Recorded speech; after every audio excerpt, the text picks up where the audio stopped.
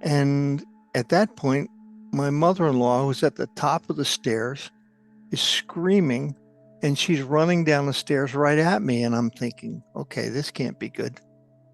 And as she got down right in front of me, it was like I didn't even exist. She didn't acknowledge that I was standing there. She just came to the bottom of the stairs and took off to her left. And I thought, I'm going to follow her and see where the hell she's going. And at that point, I took about 3 steps and I was confronted with myself on the ground. And I remember standing there and I'm looking down at myself. And the only thought that came to my head was, oh shit, I'm dead. And I was absolutely dumbfounded because I always thought that there would be something that told you had died. Bells, whistles, anything. But there was absolutely nothing. It was just one minute I was in my body, and the next minute I'm standing there looking at it.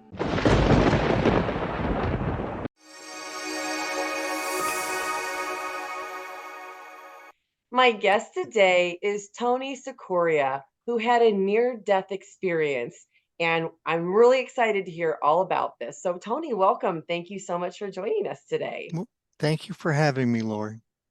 It's a pleasure to So, be here. oh, I'm so glad. I'm really glad to be able to connect with you and share your story with this audience. So, I guess the first question I would have for you is, what was your life like before you had this near-death experience? Okay. I'm an orthopedic surgeon and involved in research. I was working 12, 14 hours a day. And most of my life really centered around my work and my family. I had 3 little kids at the time. And so I was brought up Catholic, but I was somewhat reserved in my beliefs because I thought there was a lot of I thought that the church really was more trying to control people than to give us enlightenment. So I was not a big fan. I grew up in upstate New York and I grew up in Kingston, New York, and I had gone to college at the Citadel, which was a military school in South Carolina. And then I went to graduate school after that, got my PhD in physiology and biophysics, and then went on to medical school. And I felt like orthopedics was my innate vocation because I was one of those kids that always liked to take things apart and put them back together again. And so it seemed like it was something right up my alley. Excuse me. So I did that and I went to the University of Virginia for my training and then came back to upstate New York when that was finished and spent the next 35 years there. And things really changed for me in 1994. And at the time, my wife's family had 4 or 5 people that had birthdays in the month of August. They would have a communal birthday party so they could get everybody at once, and it was just easier on everyone. So this year, in August of 1994, they rented a pavilion next to what's called Sleepy Hollow Lake in Athens, New York, which is just below Albany, the capital. And my wife and I and 3 kids went to this pavilion, and it was a 2-story pavilion next to the lake and absolutely beautiful. And so I had been given the job to run the barbecue. And so I went outside. I'm on the ground floor, and the family's up on the second floor. And there's about 25, 26 people there. Lots of little kids running around. And so I was running the barbecue and I wasn't paying attention to what else was going on. And mid-morning sometime, I thought, geez, I better call my mom and check on her because she wasn't going to be there. And she was elderly and I wanted to make sure she was okay. So I walked around to the front of the building and there was a payphone attached to it. And unbeknownst to me, an ugly storm had blown up over the lake. And I was completely unaware of it because it was beautiful when I first started. And so I went to call my mom. I dialed the number, let it ring 5 or 6 times, and she didn't pick up. So I said, all right, the hell with this. I got to go back to the barbecue. And I took the phone and I was half a foot away from my face. And all of a sudden, I see this big flash of light come out of the phone and a loud crack. And it hit me in the face. And it was like I'd been kicked by a horse. It just threw me backwards. And I went flying backwards.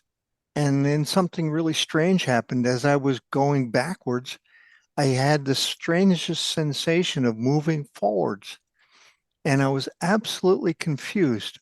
And I remember standing there. I'm at the bottom of the stairs that go up to the second floor. And I'm looking at the phone, and the phone is dangling. And I'm aware of every millisecond of what's happened. I saw the lightning. I heard it. I knew I'd been hit, and I knew I'd been thrown back like a rag doll. And it just didn't make any sense to me that now I'm standing here and I'm absolutely bewildered. And my mind is just racing like crazy, and I'm trying to make sense of it. And at that point, my mother-in-law, who's at the top of the stairs, is screaming and she's running down the stairs right at me. And I'm thinking, okay, this can't be good. And as she got down right in front of me, it was like I didn't even exist. She didn't acknowledge that I was standing there. She just came to the bottom of the stairs and took off to her left. And I thought, I'm going to follow her and see where the hell she's going. And at that point, I took about 3 steps and I was confronted with myself on the ground. And I remember standing there and I'm looking down at myself. And the only thought that came to my head was, oh shit, I'm dead. And I was absolutely dumbfounded because I always thought that there would be something that told you had died. Bells, whistles, anything. But there was absolutely nothing. It was just 1 minute I was in my body, and the next minute I'm standing there looking at it. And as I'm standing there was a lady and her young daughter were standing behind me waiting to use the phone. And it turns out she was a nurse. How fortuitous was that? And so she gets down to start CPR, and I'm standing there and I can hear everybody and I can see them, but nobody can see or hear me. And as I'm sitting there, I'm analyzing all of this. My mind is racing. And I come to the realization that, geez, I'm thinking exactly like I normally would. I'm thinking in the words that I would normally use. And I suddenly realized that whoever I am, I always am. My spirit is who it is and always is. And this carcass that's on the ground is nothing more than a change of clothes. And I was in it, but now I'm not. And so at that point, I couldn't get anybody to acknowledge me. And so I decided, hell, I'm going to go up and check on my family. So I walked over to the stairs and I started going up the stairs. And I got to about the third step and I'm looking down at the stairs at the ground because I don't want to trip and fall on my face, which is always an embarrassing moment. But as I'm looking down, I see that my legs are starting to dissolve. And I thought, whoa, what the hell is going on? And by the time I got to the top of the stairs, I had lost all form. I was just a ball of energy. And the stairs go off to the left, and I went right through the wall. And when I came out on the other side of the wall, I went right over the head of my wife, who was sitting there, and she was painting children's faces. And I made a specific note of what kids were there and what position they were in, how the furniture was arranged. And that would become important later on because we did a few years, I guess it was a few years after that, we did a special on A&E. I survived. I think it was called Beyond and Back. I can't remember. In that exercise of filming that, I think it was, can't remember what channel, must have been it was an A&E show, must have been Discovery. At any rate, we talked about the fact that, and I drew pictures of how everything was set up and the kids and who was where. And my wife verified all of that information. And there's no way that I could have seen it or known those things because I was down on the floor dead. So now I've passed over her head and I'm going diagonally through the room, and I see everybody that's in there. And when I got through, I went through the roof. And when I got to the other side, things really changed because I was suddenly enveloped in this bluish white light that was coming from off to my right someplace. And it was like a river of pure positive energy. There wasn't anything in that except peace and love. And it was just staggering. And I remember standing there, and it was like I was in a river of this stuff. And it's taking me someplace. And I'm looking at it and I see the energy, and I can actually see the energy lines, and it's going through everything. And I could see that energy was what made up everything. And it almost had a sine wave kind of appearance to it. But I realized that everything was made from this. And I remember thinking, this is the God energy, and I can actually see it. And I thought maybe I can even measure it. My science brain starting to kick in and say, yeah, I can measure this. At that point, it was taking me someplace, and it had speed and direction. I had no idea where I was going, but it was just an incredible feeling. And I remember suddenly I saw a collage of my life. It was just like pictures on a wall. And I wasn't any discussion or in depth. It wasn't anyone that came to explain anything to me. And I'm just floating in this river going someplace. But I was absolutely ecstatic because it was the most unbelievable feeling of peace and love that you could imagine. And I was so excited to be there and going wherever I was going. And then all of a sudden, it was like somebody flipped a switch, and bam, I was back in my body, and I was pissed.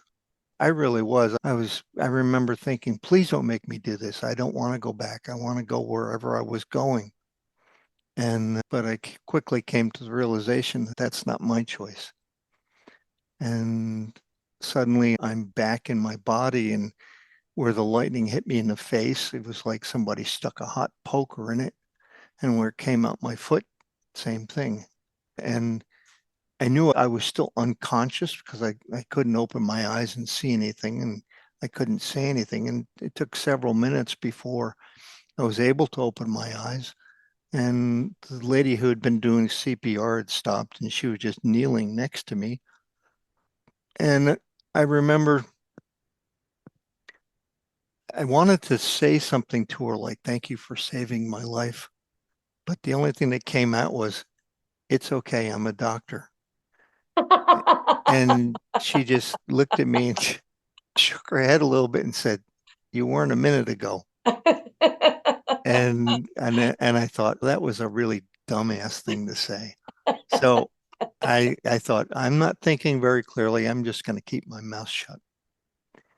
And at that point, they called the ambulance, they called the police, and I refused to go to the hospital because I know what it's like going to the emergency room. You're going to sit there for 4 hours and somebody's going to tell you that you're alive and go home. I'm like, I can do that. So I had my wife and the family take me home, and I called two of my friend physicians, cardiologist and a neurologist, told them what happened, and they had me come right over. And they looked at me and ran some tests and said, you're alive, and be thankful for that. And I'm like, okay. So I was absolutely bewildered. I said, okay, this couldn't have been a random event. And I say that because I started thinking about what's the probability of a lightning strike that has millions of volts, hits the building, loses just enough current so that it doesn't turn me into a French fry when it hits me. And then just in case I got too much, whoever was pulling the strings made sure there was a nurse standing there to do CPR. And this place is in the middle of nowhere. This little pavilion and this little community is literally in the woods. And I started adding these things up in my mind, and what's the probability of all these things happening? It's impossible. And so I came to the realization that this was not a random event. This was orchestrated. And then I was just absolutely troubled by what did it mean? Why did it happen? And the only thing that happened to me after that was that I had trouble remembering names of things for about a week. And I could look at you and I know you. I'll be damned if I can find your name. And it's locked in a drawer someplace. And it was like that with people's names and diseases. I knew everything about a disease, but couldn't think of the name of it. And I thought, okay, that's pretty strange. What was I going to do? That lasted for about a week and then was gone. And I remember thinking, okay, I'm back to normal, I think. And at that point, I went back to work and tried to carry on. And it was really a struggle because I wanted to know why. Why did this happen? How did it happen? What did it mean? And there were nobody was giving me a clue. And I remember I thought, I'm not getting any answers. I'm going to try to find somebody that'll give me one. And I went to see a psychic medium, Linda Dickinson, who lived in the next town over. And I thought, I'll try this. And I remember going to her and I sat down in front of her desk and she was quiet for a minute and then she started laughing. And I said, because I had said to her, I want to know why this happened, what it meant. And so she was just sitting there and then she started laughing. And I looked at her and I said, what's so damn funny? I don't think this is funny. And she said, oh my God, I'm not laughing at you. Your spirit guides are laughing. I said, what do they think is so funny? And she said, they're saying that's what it took to get your attention. I'm like, and I said, you mean they couldn't think of anything more creative? They had to hit me with a 2x4?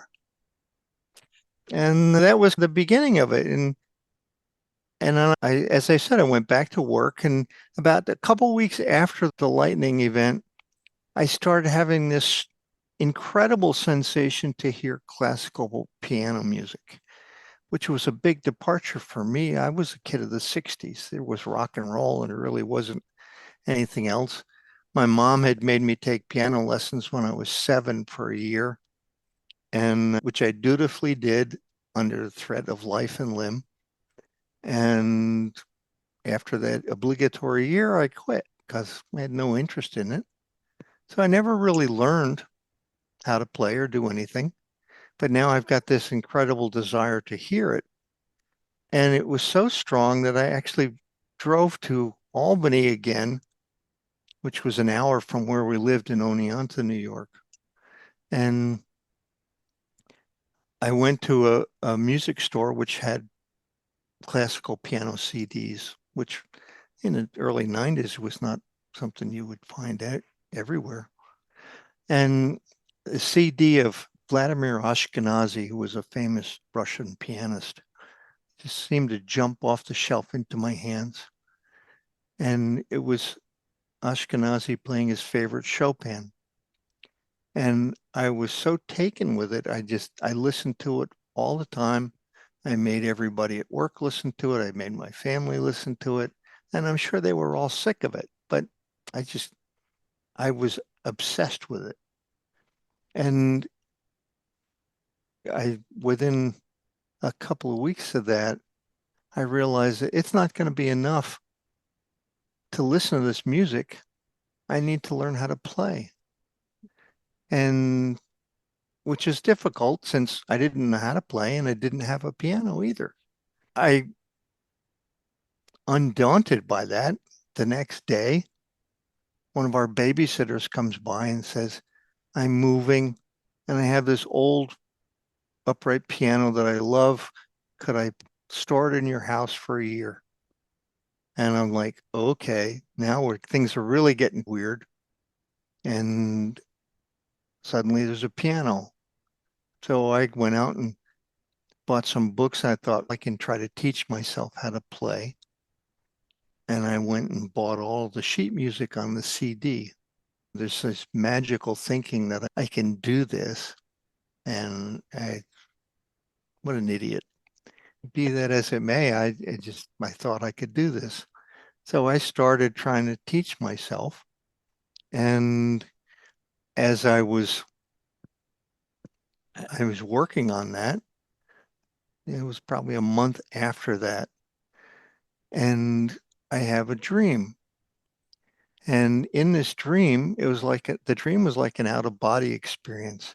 I'm walking out onto a stage, and on the front of the stage, I'm at the back, and on the front of the stage, I'm giving a concert at a big auditorium. And I'm thinking, okay, this is pretty strange. And when I kept walking toward myself, and as I got closer, I was listening to the music, and the music had a kind of a loud crashing ending, and it woke me up. And I remember sitting up on the edge of the bed, and I looked at the clock, and it's 3:15. And I thought, okay, I'm going to go out to the piano and see if I can plunk out something that I heard. And I went out there, and I had no idea how to write anything down, or I had no idea how to play. So at that point, I said, the hell with this, I'm going back to bed. And I did, and got up at my usual 6 o'clock, 6:30 to go to work. And from that moment on, whenever I went near the piano to start to do a practice, the music from the dream would start playing in my head. It was always the same. And it was almost like a little 2-year-old child. And if I tried to ignore it, it would say, Daddy, Daddy, play with me. I'm like, what are you doing? What do you want? And I learned very quickly, if I didn't do that, it would become invasive. It would actually intrude into the other things that I was trying to do. And I'd hear this music just taking over again. And I'm like, okay, this is obviously an important thing. And because it was so insistent, I really tried to develop some ability, and I started practicing and trying to teach myself. And I picked a couple of pieces from the CD that I was going to learn. And one day I was banging away at the piano, and my daughter's best friend, Jackie, was over at the house. And her mom came to pick her up. And her mom is an accomplished violinist and professionally trained. And she came in and she hears me banging on the piano, and she sticks her head in and she goes, "What in the world are you doing?" And I said, "I'm trying to play this piece of music. It's called the Fantasy Impromptu, one of the Chopin pieces. And I can't understand why the hands don't line up." I said, "Why would somebody write a piece of music like that?" And at that point, she just looked at me and said, "It's supposed to be like that. It's called a polyrhythm." And I said, "What's a polyrhythm?" And she said, "I'm not going to even attempt to explain this to you. You need to get a teacher." So she gave me the name of Sandy McCain, who was the head of the music department at Hartwick College, which is just down the street from where we lived. And I called Sandy and asked her if she'd try to teach an old dog some new tricks. And she said, "Bring me some pieces of music that you're currently working on." And essentially it was an audition to see if she would even take me on. And I did. And at the end of that, she said, "Okay, I'll take you on as a student under one condition.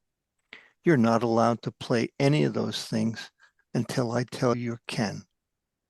I'm like, "Okay." And I said, "Why?" And she said, "Because you have already developed bad habits.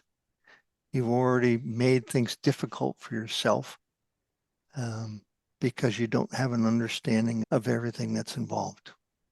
And she said, "Learning how to play piano is a process, and you have to start the beginning," which is what we did. 2 hours a week, 5 o'clock in the morning was the only time we had in common, and we started. And so I continued on this, and the music from the dream continued, just undaunted. And as I learned a little bit of music and how it worked, I would try to write down little snippets of what I was hearing, but I really didn't have any understanding of it. And I would write down a measure or two and I would throw it in a drawer thinking, someday I'll come back to this. And I continued on this pathway of trying to learn and trying to understand the music that I was hearing. And so I started taking lessons in 98, and fast forward to 2002, I started going to a piano camp for adults called the Sonata in Bennington, Vermont. And this was an old nunnery with 30 different rooms in it. And each room had a piano. And so everybody had their own piano. And it was a immersion therapy, if you will. Everybody there loved piano. And so at the end of it was a week, like going to camp for a week. And this was in May that I always went, and they had one each month. At the end of it, you would have to play something as part of a performance. And I would pick something out and work on it, and that's what I would do. But behind the scenes, the music from the dream is still constantly prodding me. And I continued to go to my lessons and I continued to work on everything. And it wasn't until 2006 when things really changed again. And in 2006, I was thinking about going to piano camp and I couldn't decide if I was going to go. So in February of 06, I went to see my friend Linda, the psychic. And I went in and I sat down and she jumps up and just unexpectedly and says, "Please tell me you're going to music camp." And I'm like, "I'm undecided." And she said, "You have to go." And I said, "Why?" And she said, "Because you're going to meet someone there that's going to have a huge effect on your life." And I'm like, "Okay." And she wouldn't tell me what that effect was or anything else, but she was damn sure that I needed to go. And fast forward to May of 2006, I go to piano camp, and things were different this time because the owner was Polly Vanderlind, and her sister was Erica Vanderlind Feidner. And Erica was the #1 salesperson for Steinway in New York. And she was also a concert pianist. But she had just jumped ship from Steinway and went to Bosendorf for pianos. And she brought 5 of these beautiful pianos in for people to play. And we got talking about all this stuff. And I told her about the music that I was hearing, and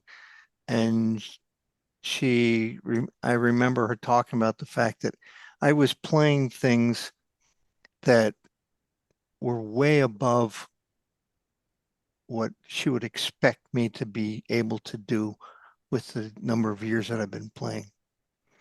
And so I had developed some aptitude for it that I didn't quite understand. And as we were talking, at the end of the conversation, and I had told her about the lightning and all that stuff, and she said, "There's only one person that can tell this story." And I said, "Who's that?" And she said, "Oliver Sacks." And I said, "Okay, I don't know Oliver, but Oliver I knew was the author of the book Awakenings, and he was a neurologist in New York City, and that's about all I knew." And I thought, that's interesting, and I just went on about my business. And a couple months later, I get a phone call from Oliver Sacks. And apparently she was friends with Oliver, and she told him about this whole story.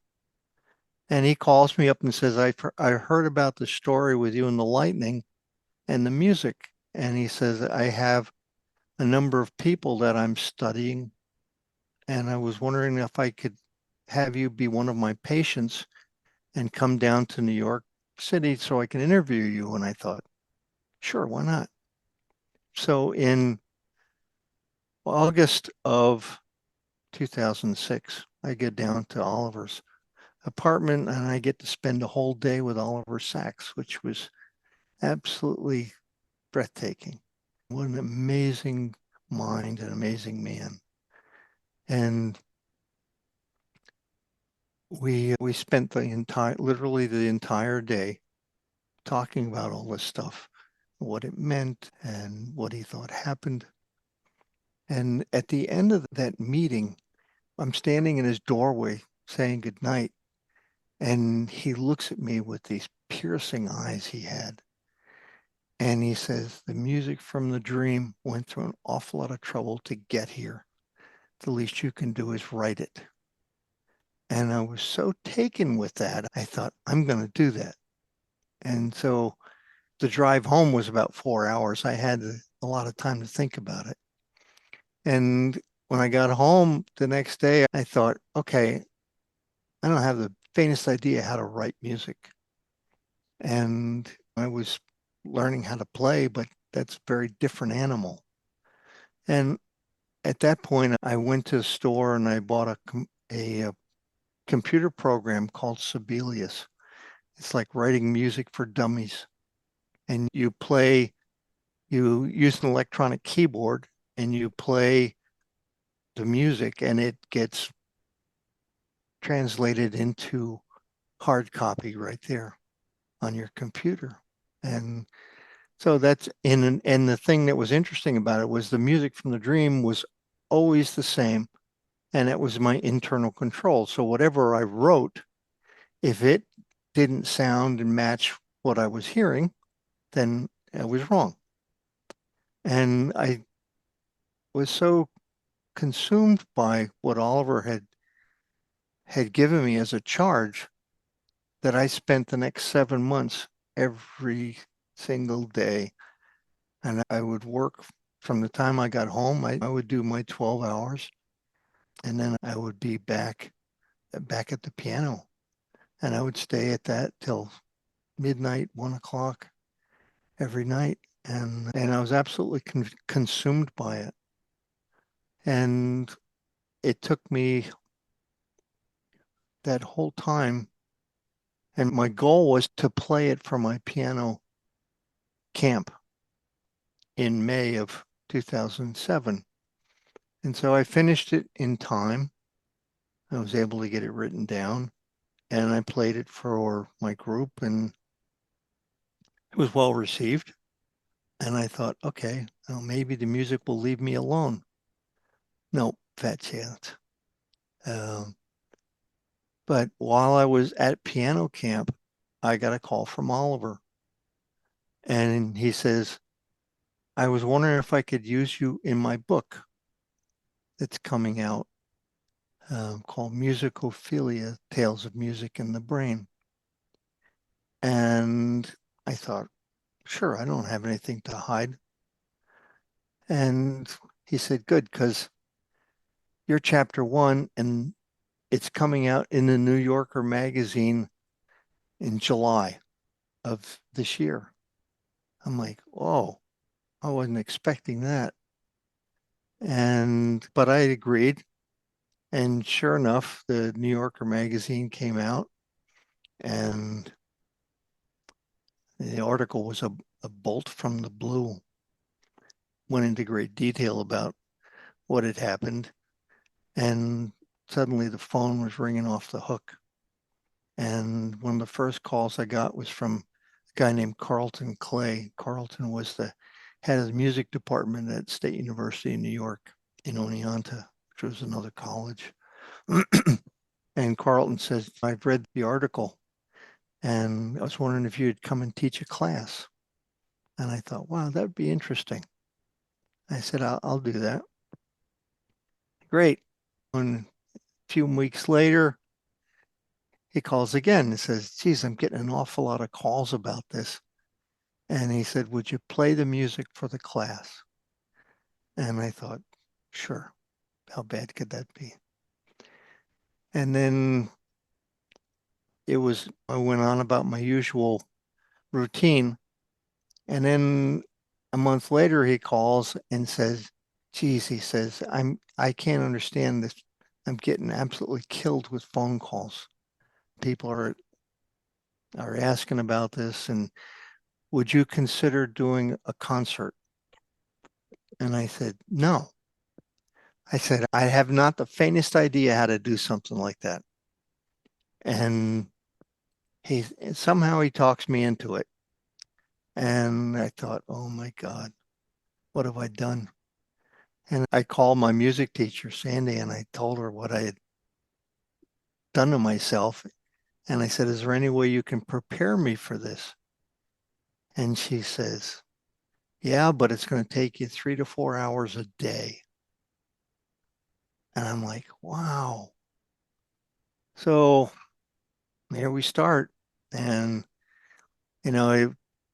she would make me go up to the performance piano at the university and walk out on the stage, walk off the stage, approach the audience, play the music, memorize the music. I can still hear her. I'm playing the music and I hear her up in the top of the seats going, I can't hear you. I'm like, great. It was a huge undertaking. And about a month before the concert, which was going to be in January 29 of 2008, which was my birthday. So it was like a rebirth. And Carlton calls again. And he says, you won't believe the amount of people that are calling about this. And he says, I've got 3 television crews that want to record this concert. I'm like, oh my God, you're kidding. And he goes, it's BBC One, Granada Media, and German television. And I thought, oh my God, how am I going to do this? And I've already invested too much time to just back out of it. And so I agreed to do it. And the night of the concert, I remember walking out onto that stage and I thought, turn and run. I also made a point of when I went to the green room, I remember sitting there saying my prayers and I said to God or whoever was listening, you went through an awful lot of trouble to get me here. Don't abandon me and embarrass us both. And I made it through the concert and I played. By the time that point came, I had written the piece from the dream, and there were a couple of other pieces that I had written, and I played all three at the concert, and then the music took on a life of its own. I was getting asked to play it all over the place, and which I did, and because every time I would play the music someplace, people would come up to me afterwards and they'd get real quiet. They'd lean in and they'd say, something like this happened to me. But they were so afraid to talk about a near-death experience that they didn't talk to anybody about it. This was information that nobody could share. And at the time, it was not something that you talk to people easily about and was not accepted by the medical community. At that time, if you went to your doctors, they would tell you were crazy or you were having a hallucination. But it wasn't. And I knew for sure that it wasn't because I was there. And Oliver always thought that the lightning had reprogrammed or rewired my brain in some way, gave me access to parts of the brain I didn't know I had. And we had many conversations about it. And is there some DNA that I've been carrying around for eons of time that was repressed, and suddenly the lightning opened those circuits up? And I have to think that there's something to that because my son, when he was 12, came up out of the basement one day with a CD and he said, I want you to listen to this. And I said, what is that? And he said, it's a bunch of music I wrote. I'm like, and I had no idea he was doing stuff like that. And he played all the different instruments and recorded them on this recorder that he had. And I thought, wow, it's crazy. So, there's obviously some genetic component to it. And maybe there was some wisdom in what Oliver was suggesting, that the brain has access to things we don't understand. I've often thought that the music comes from someplace. It's not like I can sit down and create it myself. It's almost like a channel that is beamed down into my head. And the music comes in block form. It's almost like it's downloaded. And it made me think. I did a lot of reading about other composers, and a lot of the classical pianist composers would talk about this. Mozart was most famous for it, and he would say, the music comes to me in block form. He says, it's completely finished. All I'm doing is writing it down. And Beethoven and Brahms, they all would say similar things. And from my own standpoint, it was very clear to me that when I would tie into that source, there was no way to defend against it. It was coming. And there was always some emotional component related to it, but so I don't understand all of it. But I do think that the music exists somewhere in the quantum ether of what we don't know.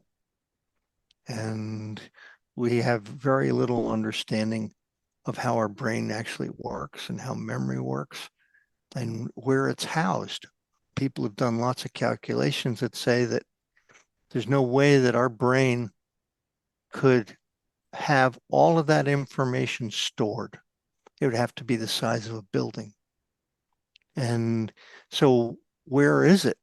And I've read lots of speculation that it's that all of that information is stored in the quantum ether, the quantum fabric of the universe. Somehow all of that information, some people call it the Akashic records. It's all out there. But it's all very clear to me that number one, we are who we always are.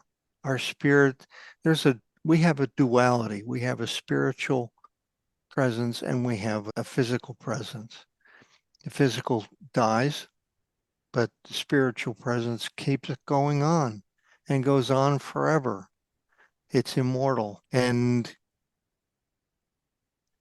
unfortunately, we don't know how to separate those two. Some people can. There are people that can actually separate in what's called astral travel. They can leave their human form and their spirit can go all over the place.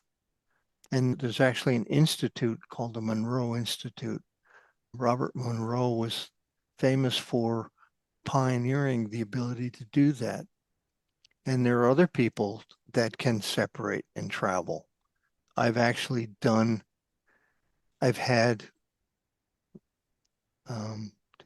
4 experiences where I've actually separated. 2 that occurred when I was reading, and one minute I was sitting at the table reading, and the next minute I'm up on the ceiling looking down at myself. And it was pretty freaky. And another time I went to an energy healer that I was doing what's called a reconnection. And she put me into deep hypnosis. And I remember leaving my body and I was hovering, if you will, 4 or 5 feet above my body. And I remember as I'm laying there and I'm thinking, this is stupid. Nothing's happening. I don't think that I believe this. And all of a sudden I hear myself snoring. I'm like, oh my God, I'm asleep. And I'm floating above my body. And it was pretty freaky. And that lasted for a number of minutes. And then she took me back out of the trance and I dropped back down into my body and I was like, whoa. And she said, I saw you. She told me she could tell exactly where I was. And that was true. So it's been a very enlightening experience. And I'm forever grateful because I think it's the greatest thing that could ever happen to somebody to know that that we don't die. We continue on. We change forms but we keep going through this process. And I've done a tremendous amount of reading and thinking about all this and trying to come up with, okay, what are we doing here? Why are we here? What does it mean? And what I really believe is that we're here. This is like a proving ground. And our spirit wants to go back to the source. And we want to become part of the source again. But we have to prove that we're worthy of that. And so we're incarnated into this life and we have to learn. And what are we learning? There's basically 2 pathways. There's service to others and service to self, positive and negative. If we follow the positive course, then we graduate from a spiritual standpoint to the next level. If we go the other way, then we go back and do it again. And so and from what I'm led to believe, there's a place that we go when we pass. Our spirit goes to a place of healing and learning and redesigns our next experience of what we're going to go through to try to gain more points, if you will, and gain more understanding. So that's where I am now. Wow. I don't know what's more incredible, Tony, the actual near-death experience or the part with all the music. So I have many questions for you. But the first one I want to start with, it was interesting that you had that dream where you saw yourself on a stage and then you saw yourself on the back part of the stage and on the front you were performing. And it seemed like that was a lucid dream. So when it actually happened, did it feel like deja vu to you? It didn't feel like deja vu. It felt like I was experiencing it in real time. And I've talked to lots of people about all of that. And some people think that it was my higher self connecting with me. But I honestly don't know. But it was very clear that I was given something and I wasn't sure why or what it meant. But over time, I've come to believe that the music affects people. And I've had people that want to come to my house and lay down under the piano so they can feel the vibration. And almost every time I've played in concerts, people come up afterwards and they say, I saw visions, I had these feelings. So there's something about the music that affects people's brains and in ways that I don't understand. And I don't think anyone else does either. But it's really amazing. And what's interesting is that I went from not having this ability to having it. And I got asked to be Daryl Treeford is another physician who's a specialist in savants. And he had asked me to be interviewed as well. And he had a group of people that had unusual events in their lives, either got hit with something, had surgery, had any number of things happen to their brains. And all of them developed some unusual ability that they didn't have before. And so it made me realize that we all have this ability. We just don't know how to access it. Because if it can happen by accident, it can happen willfully. But there's no instruction book. Of course, And of and course. unfortunately. Let's go back to your near-death experience. So one of the things that you said is very unusual. I've never heard anybody say this before or make this extrapolation, and I thought that this was fascinating. You surmised that because of all of the different synchronicities that happened, the nurse being there, the timing, the storm coming in, how you were hit, how you weren't actually killed, had a near-death experience, that it was beyond statistical significance. And the one thing I want to point out about that is that I was a pharmaceutical sales rep. You're a doctor. One of the things that I know is that you and I were both trained to do something very special that not everybody is trained to do. And that is to read clinical trials to understand the design, how they are put together, and to figure out the p value, statistical significance, right? Yep. So I love that you use that skill to assess and determine that this was beyond a statistical significance. So I want you to speak to that a little bit more because I think when people watch these videos, they're looking for some type of proof. And obviously, you had evidential information that happened to you in addition. But I want to talk about your process of how you determined that this was beyond statistical significance as a physician. Okay. In part of my education, you have to learn about probability of events. And when there's a probability of an event happening, then there's some statistical significance to it. And if you take that and you figure out, you can do all these calculations and figure out that, okay, the probability of you getting hit by a lightning bolt, number one, has a certain frequency event. And then it carries a certain voltage, and it has to lose enough voltage that doesn't turn you into a French fry, but still stops your heart. So it's going to kill you, but temporarily. And so then, each of these probabilities is additive, and you go, okay, now I have this probability of getting hit, and now I have the probability of not being irreparably damaged.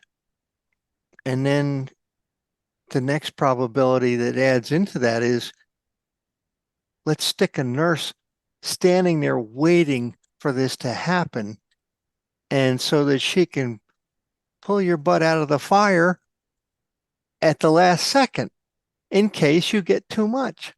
And so I look at all of this and I'm going, okay, the probability of all of these events is so fantastically small that you realize that, okay, it can't happen in a random event. It actually had to be controlled for it to happen, and for it to happen the way that it did. That's the thing that just stuck in my mind, that there is a higher power, and like it or not, we're all just going through the play, if you will.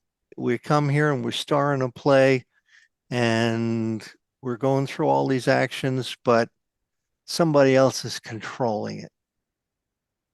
Yeah.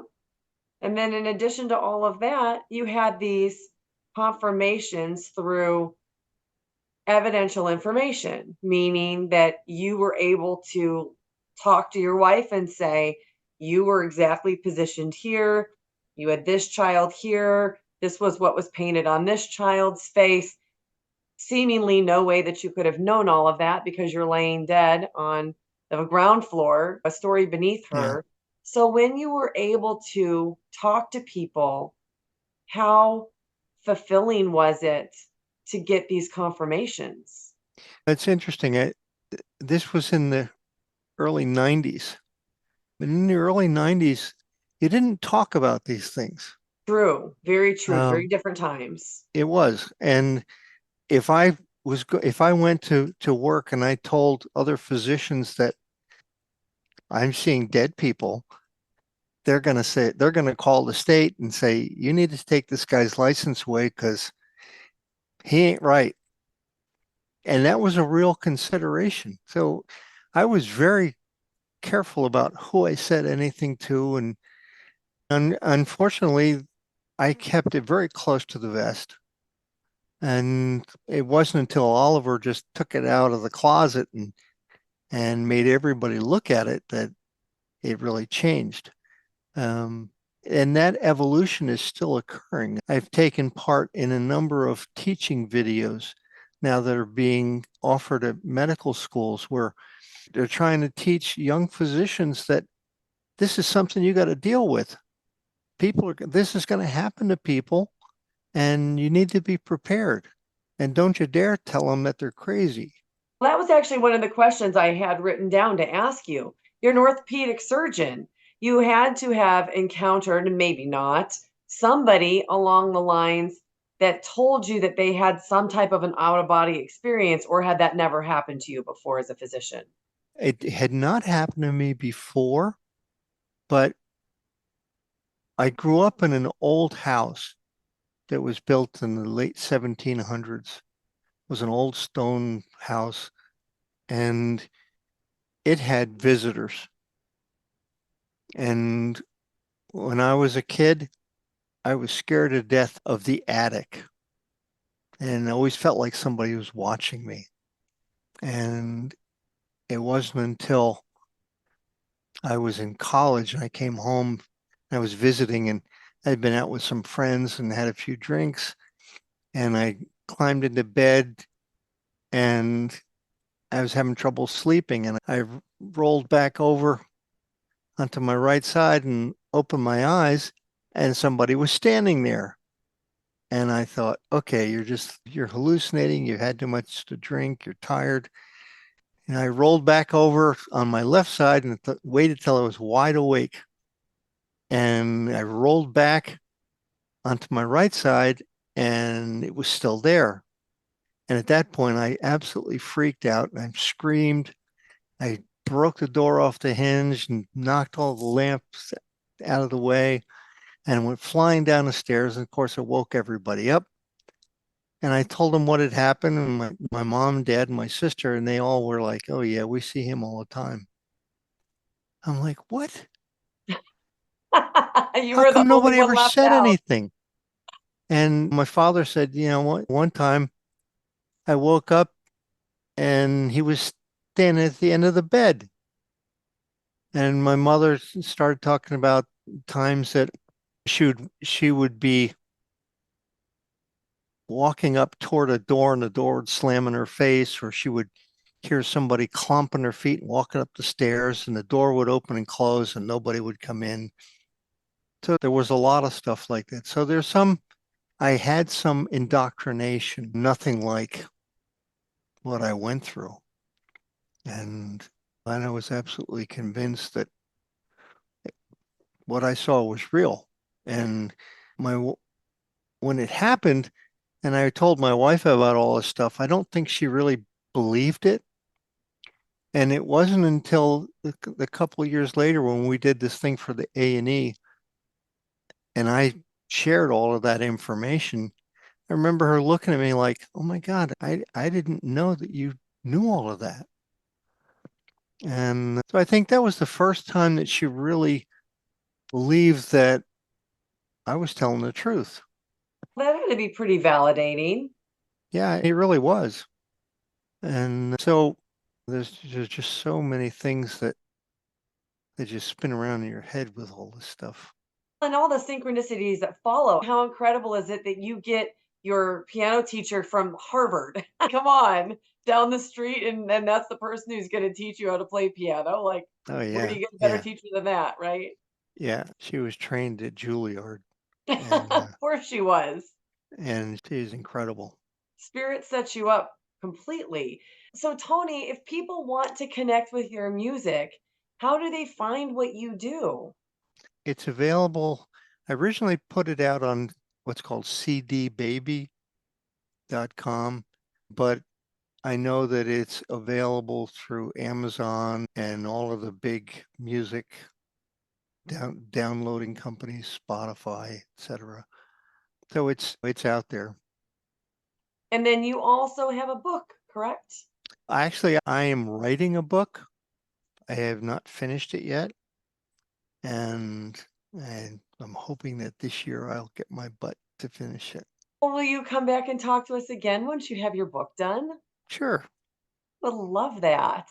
This has been such an incredible story. I vividly remember your near death experience story that I heard many years ago. It's a pretty impressionable one. And also the parts where you were on the other side with God and having the life review. So I'm going to ask you one more question about it. And that is this life review. So it's interesting because a lot of times when people have a life review, different parts of the life review are pointed out. And you said you didn't really have an entity other than you were in the energy of what was source or God. Can you share a little bit more about anything that you remember from your life review? I remember seeing all of these pictures on the wall, and it really was a collage of high points, low points, and things that just stood out, but there was no in-depth review or discussion. It was just like, okay, these were things that happened. Only from And your vantage point, though. You didn't experience it from somebody else's vantage point. no, it was just I just I was like I was passing through the room, Hmm. and all these things were just hanging there, and I was looking at them. And when I've talked to other people that have had in-depth experiences where they actually had to feel Yes. what other people, one of my friends, Daniel Brinkley, Mm. wrote a book, Saved by the Light. Yes, I've read that book. It's in my bookshelf right now. Yeah. And just the fact that he was a military assassin, and in his life review, he had to go and be in the other person's shoes and feel not only what they felt, but what the people who loved that person felt. Yes, I can't even imagine. And I remember thinking, wow, that's crazy. Yeah. And there's so many incredible stories. And one of the ones that really sticks out of my mind is Pamela Reynolds. It was a famous near-death experience. Pam was this lady who had an aneurysm in her brain, and it was going to explode and she was going to die. And her physician sent her to see Robert Spetzler in Phoenix, Arizona, at the Barrows Neurologic Institute. And he had pioneered this surgery called standstill. And what they would do is they would stop your I heart. know this story. Yeah. And she had incredible experiences where she came out of her body, but What? They removed all of her blood. They stopped her heart. They had her yep, eyes and they had her ears completely. She couldn't have heard anything. And yet yeah, she had all these memories. yeah. I mean, and they were vivid. She could tell you what music was being played, the equipment that was being used, where it was positioned on the tables. And those are all things that there's no possible way you could know unless you saw those things Yes. or heard them. And she even was able to relay a conversation between the vascular surgeon and the brain surgeon, because the vascular surgeon said had started out on one leg to put in the cannulas for the bypass, and the artery was too small, and said, "Nope, I got to go to the other leg." And she related that conversation, and there's absolutely no way she could have heard it. And she was anesthetized, and they stopped her heart, they stopped her brain. Her brain was flatline, And they lowered the temperature to what would be 60 degrees. yeah, you're gone. Yeah, yeah. It's amazing. It is Um, amazing. and she was on television. She was in lots of magazines and stuff. So there's some great stories, and they're not stories; they're actually Evidential, documentaries. evidential, Yeah, just it like just yours, just like yours. Tony, having an experience like this, what's the biggest takeaway or the biggest thing that you want everybody watching to know? I think the biggest thing is that your spirit lives on. There's no such thing as death, and you are who you are always. You know, Beautiful.